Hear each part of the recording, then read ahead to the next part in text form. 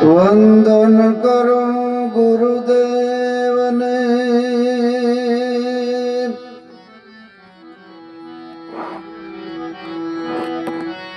લડી લડીને લાગુ પાય, માનવ માંથી દેવતા કીધા, કરતા નો લાગી વાર. સદગુરુજીએ માનવ માંથી અમને દેવતા કીધા, કરતા નો લાગી વાર.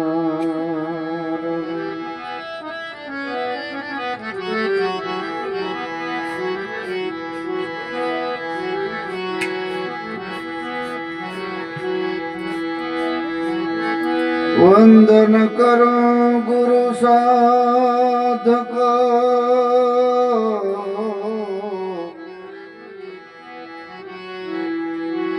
પલ પલ કરું પ્રણામ.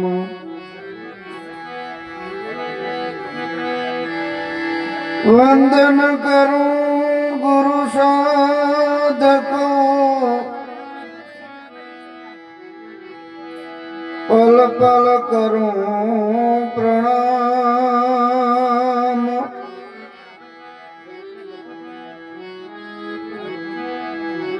ગુરુદેવ આપ કૃપા થકી હું કરું છું વાણીનો પ્રકાશ.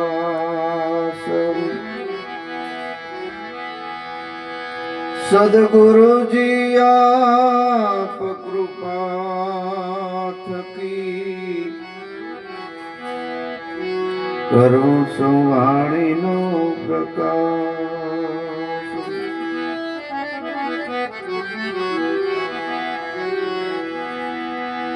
હું જીવ અબોધ અજ્ઞાન મૂઢમતી મારી, મૂઢમતી મારી.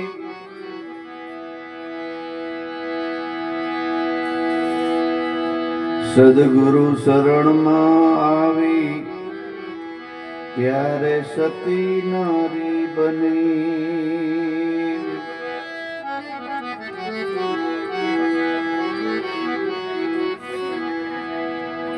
આજે હરેશભાઈ અને મનીષાબેન ને આંગણે આપણે બધા ભેરા થયા, તો બધાએ સંતોના જે કઈ ફૂલરૂપી શબ્દો છે એ આપણે મારી મતિ અનુસાર સંભળાવીશ. અને આપણે દિલીપભાઈના પ્રયાસથી આ સત્સંગ ચાલુ થયો છે. એને ન ભૂલવા જોઈએ. એટલે મહાપુરુષોએ ઘણા એમ કહેતા હોય કે ભાઈ આપણે ભગવાન મળી ગયા તો પછી આપણે બીજું આવું શું કરવાની જરૂર છે, એમ ઘણા કહેતા હોય. પણ જો ભગવાન કૃષ્ણએ ગીતાજી અર્જુનને ન કીધી હોત તો અત્યારે આ ગીતા ન હોત. અને આપણા ગુરુએ જો આ મેળાવડો કરી અને આપણે આ જ્ઞાન ન પીરસ્યું હોત તો અત્યારે આપણે અહીં ન બેઠા હોત. એટલે સંતો અને મહાપુરુષોનો આ મોટામાં મોટો પ્રયાસ છે કે મને આ લાભ થયો તો મારા સમાજને એને પ્રેમ જાગે.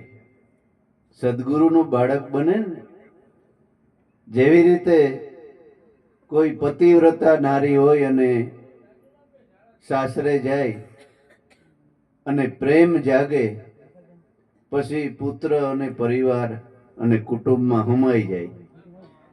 એવી રીતે સદગુરુનો બાળક છે ને બને ને ત્યારે આ જગત છે ને એને કુટુંબ માની લઈએ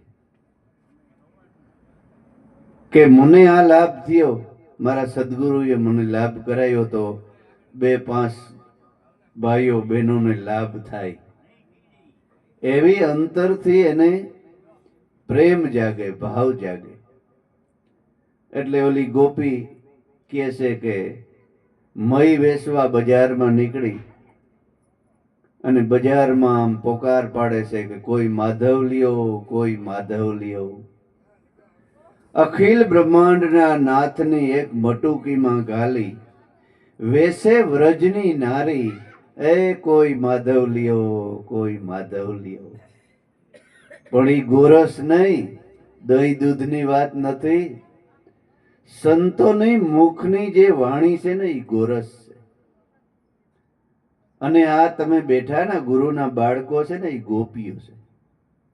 ગોપી એટલે કોઈ નકરી પુરુષ નહીં ને ગોપીઓ એટલે નકરી સ્ત્રી નહીં. ગોપી જેને 9 ઇન્દ્રિયોને જે પી જાય છે, એ પિતા અમીના ઓડીકાર આવે છે અને જગતને એમ કહે છે કે તમે આને ઓળખો, તમે આને ઓળખો, તમારા આત્માને ઓળખો, તમારા આત્માને ઓળખો. નકર મીરા હમણાં થઈ અને ક્યાં ભગવાન કૃષ્ણ ગોપીઓ, એ મીરા ભગવાનની ગોપી બની ગઈ અને જગતની બજારમાં ઊભી અને એની પ્રકાર પાડ્યો કે આત્માને ઓળખા વિના ભવના ફેરા નહીં મટે. આત્માને ઓળખા વિના ભવના ફેરા નહીં મટે. ભલે તમે કાશીએ જાઓ, કેદાર જાઓ, ગંગાજી જાઓ, ગોમતી જાઓ, ગમે ત્યાં ભગવાનને ગોતવા જાઓ, પણ ભગવાન ક્યાંય નહીં મળે. તમારા આત્માને ઓળખો ને ત્યારે આ ભવ 184 ફેરા મટે, બાકી નહીં મટે. એટલે હમણાં કીધું કે હું તો વંદન કરું મારા ગુરુદેવને, વંદન કરું લાભેશ્વર નાથને, મારા ગુરુદેવને,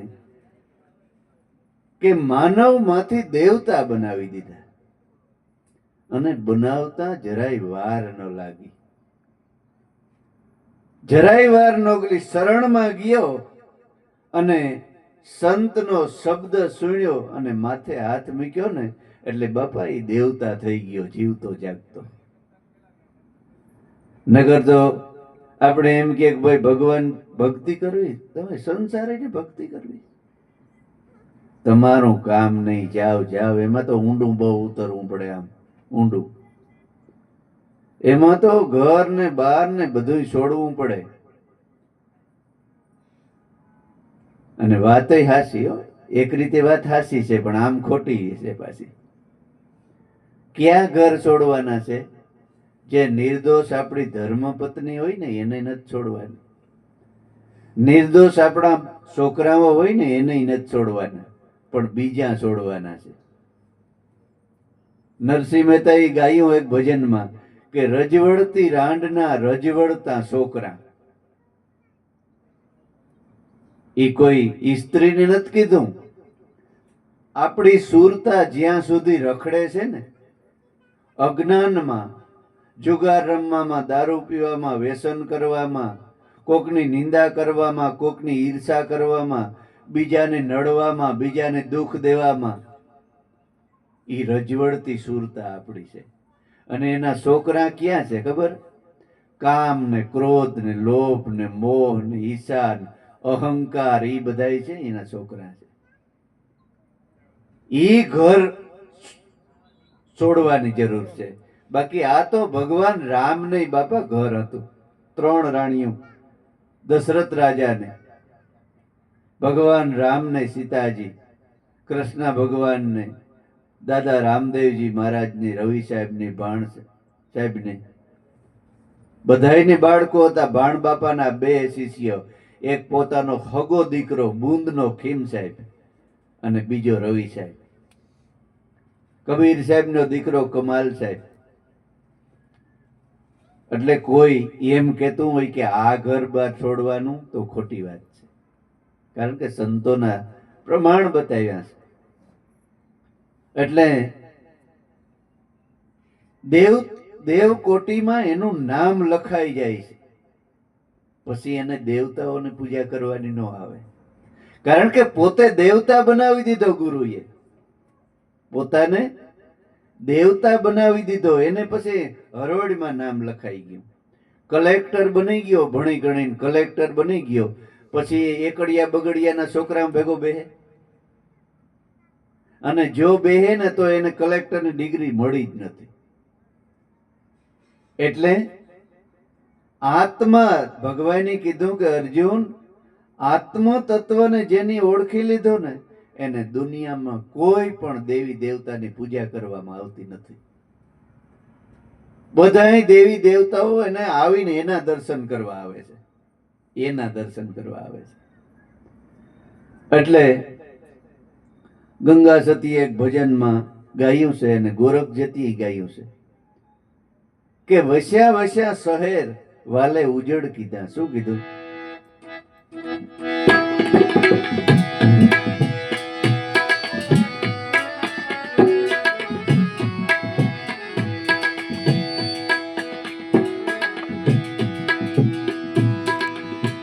સોઈ રે માણેક રે મેરી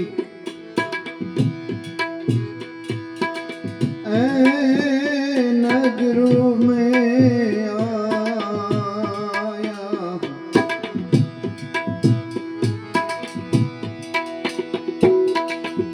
જ્યારે દેખું ત્યાં એ સાયા તોરી મેરે રામ. સોઈ રે માણેક રે મેરી એ નજરો મેં આયા.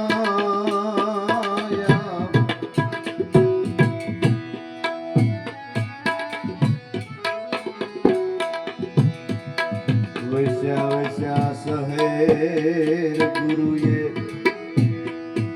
ઉજળ પીધા ને, ઉજળ પીધા.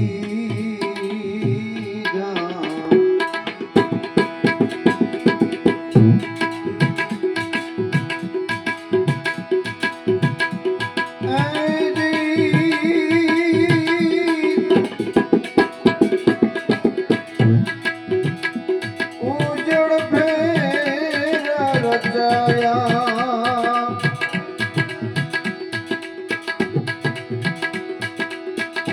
જી ગુરુએ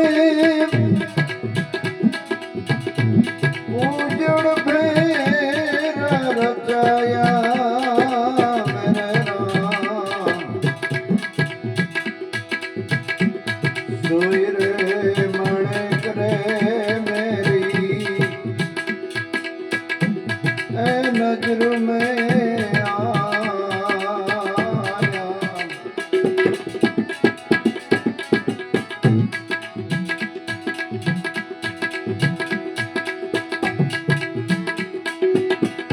તલ ભર છે તાળા મેં, રજ ભર છે કૂચી ને,